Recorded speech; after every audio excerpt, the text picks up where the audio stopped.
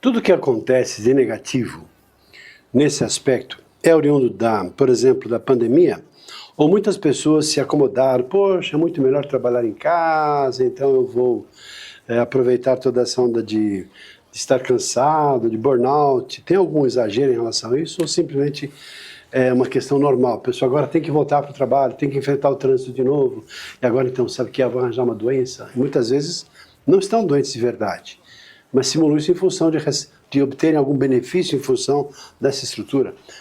Eu sei que é uma questão delicada essa, principalmente para os empresários, pessoas que têm lá seus colaboradores, e muitos com problemas, óbvio, e que, claro, são problemas reais, só que muitos talvez não estejam com esses problemas.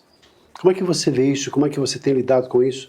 Por onde você passa? Você é um professor, você é uma pessoa especializada, atua em universidades, atua em muitas empresas, obviamente sabe melhor do que ninguém dos problemas que as empresas estão padecendo em relação a isso.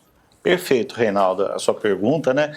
E direcionar para você que está nos assistindo, né? Você que é empresário, a gente precisa saber separar as situações, né? Porque a NR1, ela está avaliando o risco desenvolvido dentro da empresa, né? E muitas vezes, todos nós trazemos problemas de casa para dentro da empresa.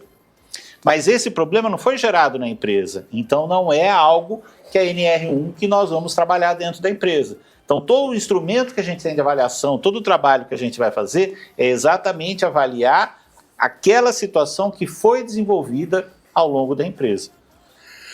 Existe, infelizmente, é o que você falou, tem pessoas que vão se aproveitar, que já estão se aproveitando, falam, não, agora eu posso fazer o que quiser. Então, eu falto porque eu vou no psicólogo, eu falto porque eu vou em tal lugar, quer dizer, não é bem assim, né? Então, a gente tem que ter esse discernimento e saber separar as situações. E agora não é que pode tudo, né? Então existe toda uma legislação, uma regra, e as pessoas não podem fazer o que quiser, né? Paulo, já que o tema que você traz, entre outros, é comunicação, já que você é um exímio comunicador, está atuando como professor, como palestrante, e tem uma atuação, assim, interferindo e apoiando empresas e pessoas para que tenham um esclarecimento maior, e também na questão da educação. Então, para a primeira empresa, para ter um berço, para poder lidar de forma adequada com essas situações, e também amparado da legislação, que está definindo agora algumas regras de jogo. E quem não seguir essas regras que estão sendo impostas, vão, claro, padecer em função dos impostos, das taxas, das penalidades que essas empresas vão sofrer por não estar adotando as medidas impostas pela NR1. Um passo inicial, claro que aqui há muitas pessoas que são especializadas, empresários, pessoas de recursos humanos, gestores, diretores, de maneira geral, e que sabem muito sobre NR1. Mas, em princípio, o que é a NR1, norma regulamentadora, que era 01, agora norma NR1, fica um apelido mais rápido, mas qual a origem, por que nasceu?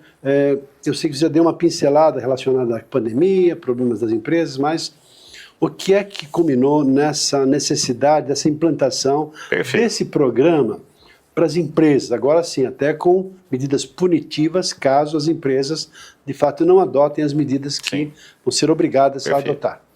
Então, para você que está nos assistindo, a NR, as normas regulamentadoras, elas começaram em 1978. Então, é bastante antigo, né? Só que o que acontece? Elas vão sendo reavaliadas, elas vão sendo mudando todo o texto para poder se atualizar e se adaptar. Então a NR1, ela trata de uma série de assuntos, e um dos assuntos que ela trata é exatamente os chamados riscos ocupacionais, ou seja, qualquer risco que existe dentro da empresa. Antes dessa mudança, nós tínhamos 5 riscos, que é o químico, o físico, o biológico, o acidente e o ergonômico. Então todas as empresas, todo ano, precisam passar por esse processo para ser avaliadas. Então, por exemplo, risco físico, a questão do ruído, a questão da iluminação, e aí os outros tipos de risco. Só que o que acontece? Essa mudança não está acontecendo só no Brasil, está acontecendo no mundo inteiro. Então é um fenômeno mundial o quê? As pessoas estão adoecendo por problema de saúde mental.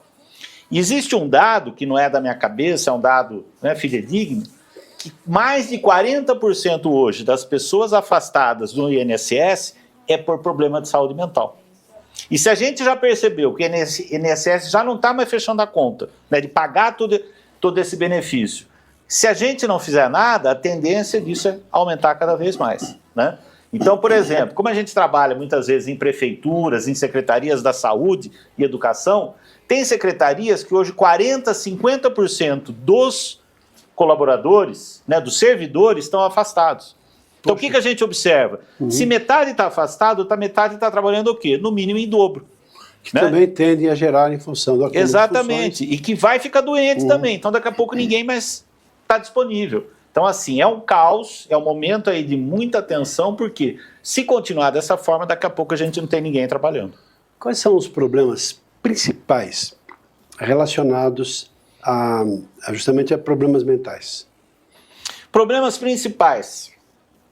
A pessoa entra na empresa, muitas vezes ela não sabe qual é a função dela. Então, assim, não existe um acolhimento, não existe um cuidado daquele colaborador. Ele precisa entender que ele é uma peça importante junto com todo o restante da empresa. Então, ele não entende a função dele. Primeira coisa. Ele tem uma série de ideias, ninguém escuta ele.